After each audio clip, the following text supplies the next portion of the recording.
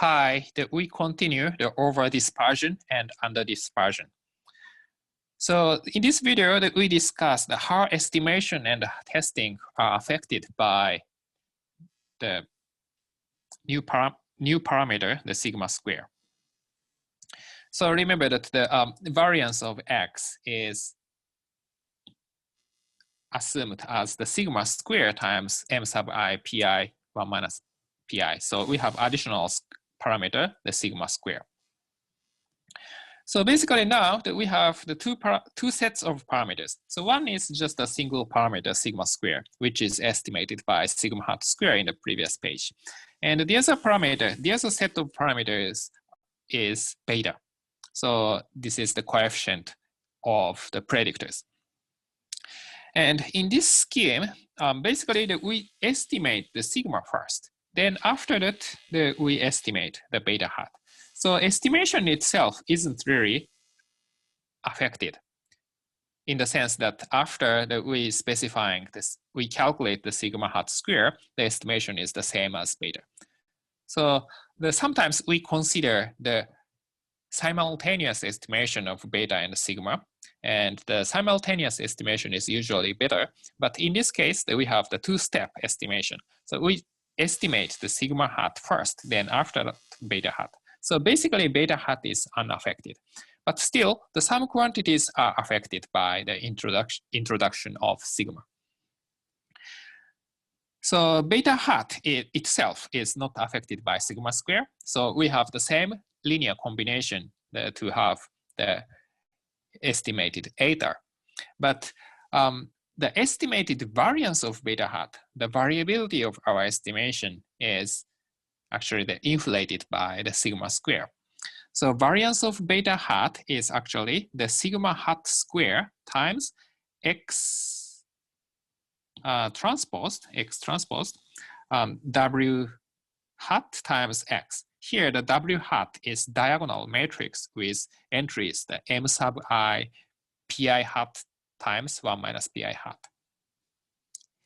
And here, actually, if we don't have this square, the variance of beta hat is x transposed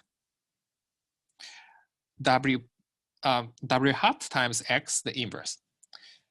So this is obtained as the inverse of Fisher information. So this is the maximum likelihood estimator. So remember that all logistic regression, binomial regression are based on the maximum likelihood estimation. And we use MLE. So MLE has asymptotic variance equal to Fisher information. So if you calculate that Fisher information based on the likelihood function, that we get this x transposed w x inverse. So you can see the book Elements of Statistical Learning for the derivation. I think this is the chapter 4 of the book. Yeah, remember that the x is basically the p by n matrix. The p is the number of parameters. So p is equal to q plus 1. This is not the probability, just the number of predictors. And the w is the basically n by n. And x is the n by p. So in total, this is the p by p matrix. So the variance of beta hat is, beta hat is the p-dimensional vector, and this is the variance covariance matrix. So this is the square matrix. So basically, since the sigma inflate the variance, it also inflate the variability of beta hat. So this is the point. And also the dispersion parameter sigma affects the testing on deviance. So remember that the test for deviance is basically the test for the likelihood. So the ds minus dl, the deviance for the small model minus deviance for large model. So this is always positive. This follows chi-square distribution with df s degrees of freedom, the df of S minus. So this was the test.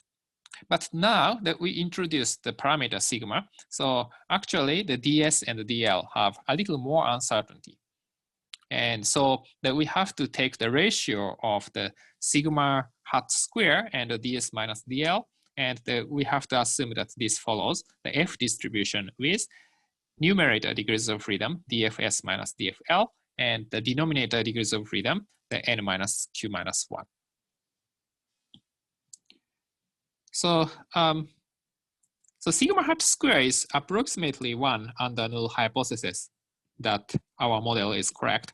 So basically, this quantity f is similar to the chi-square statistic defined by ds minus dl, but we have some small modification. So if sigma hat square is not close to 1, we have to make an adjustment, and we have to account for the variability of sigma hat square itself.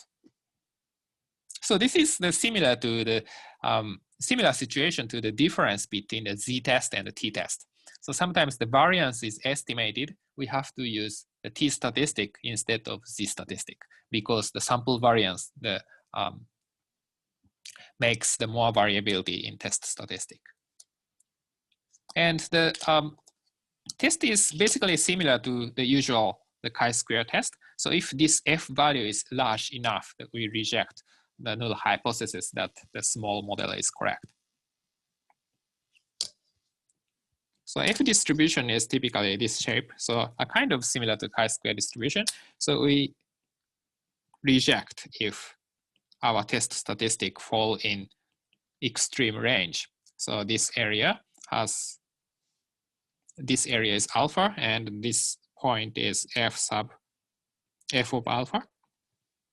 Then if test statistic falls in this range, then we reject the smaller model in favor of a larger model. Yeah, so we discussed the modification we need when we introduce the sigma square parameter.